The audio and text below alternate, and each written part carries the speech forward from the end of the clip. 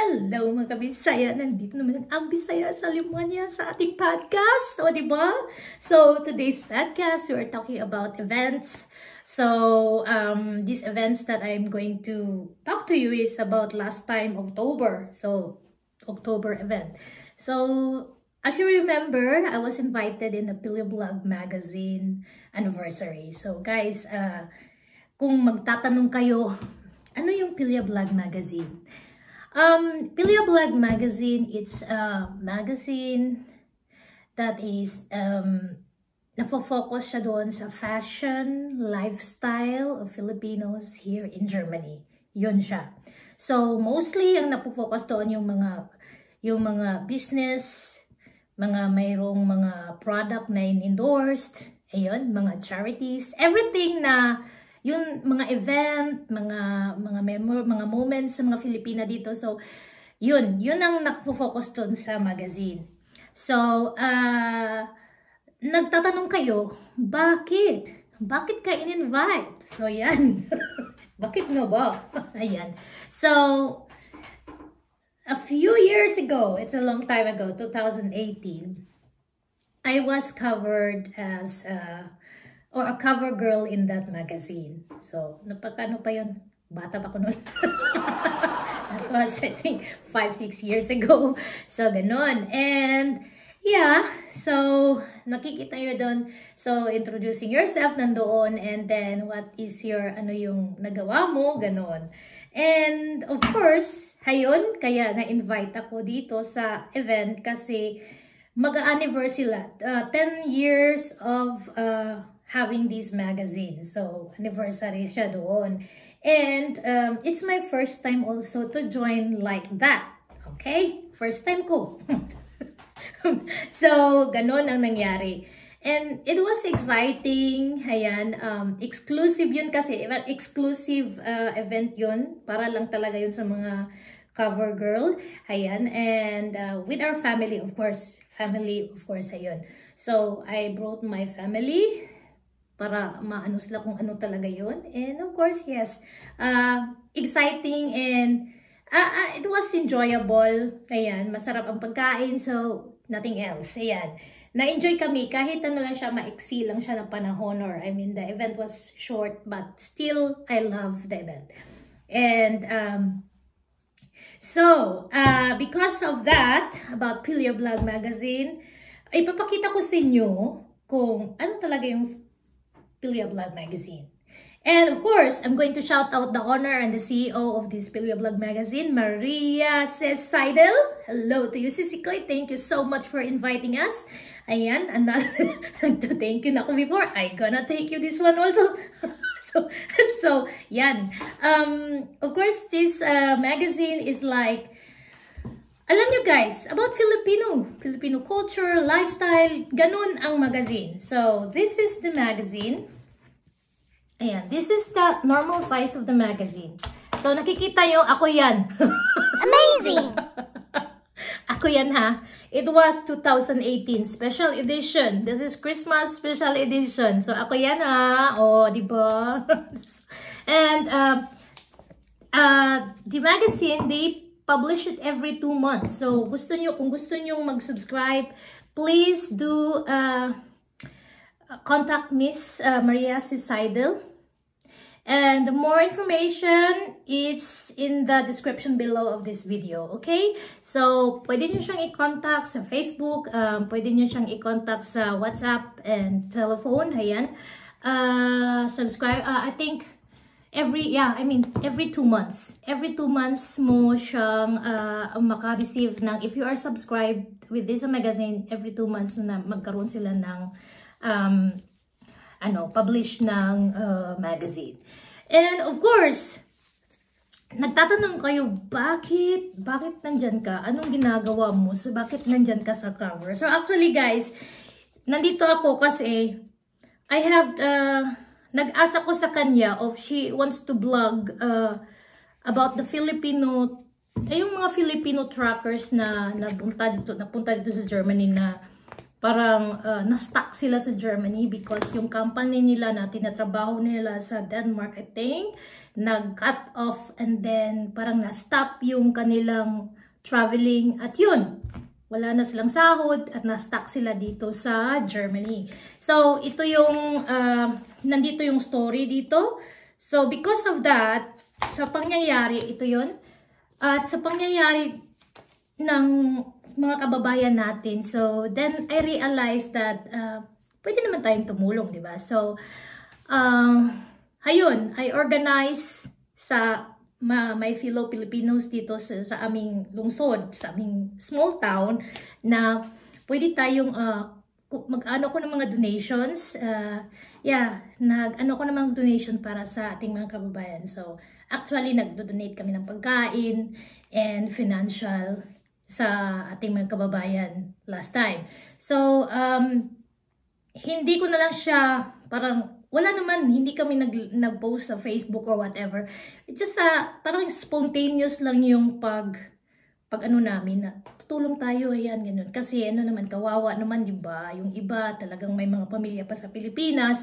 And yun, nag-ano ko ng mga donations, pumili kami ng mga pagkain. Kasi that time, it was, Christmas is coming at that time. So, bibili kami ng pagkain at meron kaming na-receive din na mga financial. So, ayun, dinistribute namin sa kanila. So, may picture dito and then, hindi ko na lang siya na-post sa Facebook or whatever kasi hindi ako kasi ganun eh. Hindi ako mahilig sa mga ganun. So, we're just doing it in a silent way.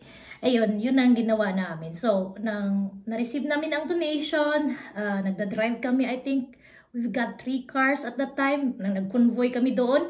Yun, and then yun, binigay namin yung kung ano yung nare-receive namin ng mga donations. At yun, may picture kami. Wala ka kaming video noon eh. Ano lang, picture lang ngayon. As remembrance, yun lang. At ito yung nandito yung picture na sa magazine. Yun lang ang nagawa.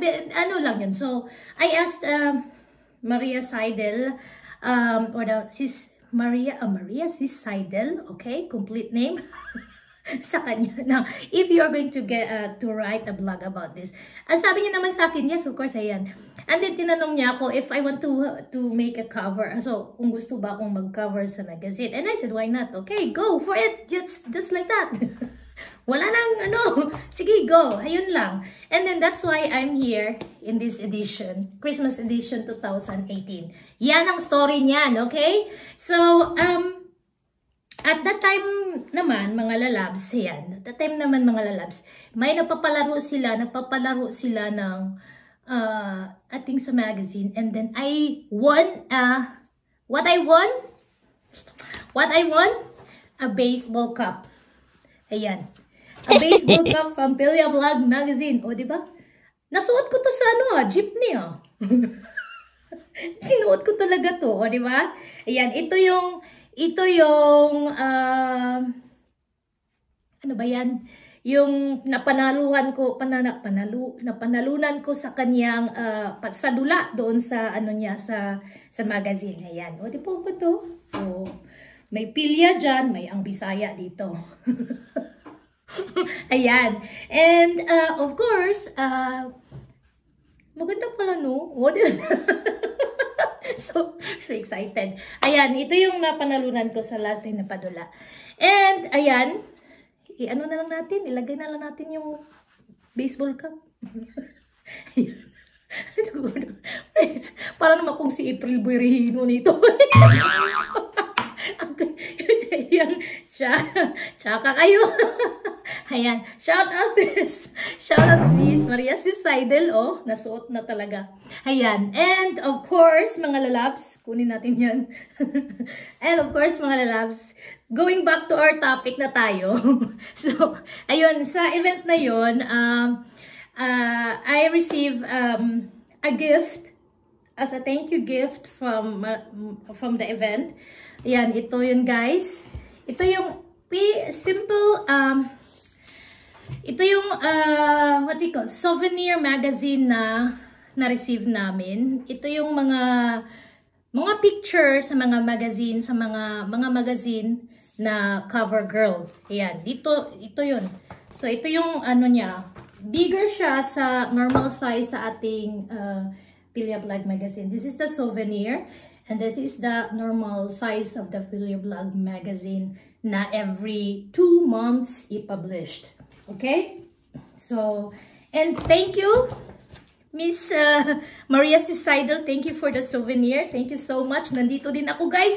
Alam mo itong ating ano, yung ating yung ating, saan ba yun? Sana yung pagmumukha natin dito. Saan yung pagmumukha natin dito? Ayan, ito na yung pagmumukha natin. The same. O, di ba? Ito yan. O. Ayan. And then, of course, sa ating souvenir din sa event, another one is the t-shirt. Ayan, ito yung t-shirt na Pilya Vlog magazine na t-shirt na sinuot ko rin sa last time na jeepney journey. Diba? Sa Frankfurt. Nakikita naman siguro ninyo. Ayan, nasuot ko. Ayan, ito yung binigay niya sa akin. Thank you so much. Ayan. Thank you so much, Pilya Vlog magazine, care of Maria Sisidel. Ayan. Sa mga gift na binigay mo sa akin. So, guys, actually, si Sis Maria Sisidel, sayot naman. Si Miss Sisidel, ayan, ganyan talaga, ano na lang natin yun. I-miss na lang natin yan. She's not only a CEO of the Pilya Vlog magazine, she's also a writer. O, di ba? And she's also an author, and author. So, I will also introduce to you guys the book of Miss Sisidel. Ayan. Ito yung book niya, guys. That is her first book. Ayan. Ito yun. Hardcover siya, guys. And this book, ito yung mga story sa mga alaala natin, di ba? Sa mga magagandang Filipina na nandito. Na? May ano dito, may mga magagandang mga pictures din about Filipinos. Basta magaganda, may mga poet yata dito, birds of stories, ayan. May mga poet, ayan. May hindi ko pa siya nabasa, but I know it's very nice. Ayan, may mga story about some Filipinas dito. So, hindi ko pa ito nababasa kasi alam niyo na, may binabasa pa ako na isang book. So, I want to finish the book first before I'm gonna read this book from Miss Sisidel. Ito, guys, kung gusto nyo ng copy, you can contact her also. Maybe she has another copy of this. You can contact her, guys. Gusto nyo basahin? It's about Filipinos. It's about Filipinos. Ito yung nasa loob ng book. Ayan. Mga magagandang Pilipino. I think it's a story about Filipinos also. So, ayan. So, yan guys ang ating Pilya Vlog magazine dito sa Germany. Not only in Germany, sa ibang bansa din sa Europe din. Parang may Italy na yata and Austria. So, marami-rami na din naka-buy sa magazine from other country na besides sa Germany, may ibang country din, di ba? Nasa Pilipinas din. So, guys, if you want to avail the Pilya Vlog magazine, check her out. Go to this description below in this video. Nandoon yung mga information. And of course, yeah, sabi na nga natin, tangkilikin ang sariling atin. Ayan. So, the part 2 in our podcast will be in the next video. This is another topic again. And check them out, guys. Don't forget to like and subscribe in my channel. See you.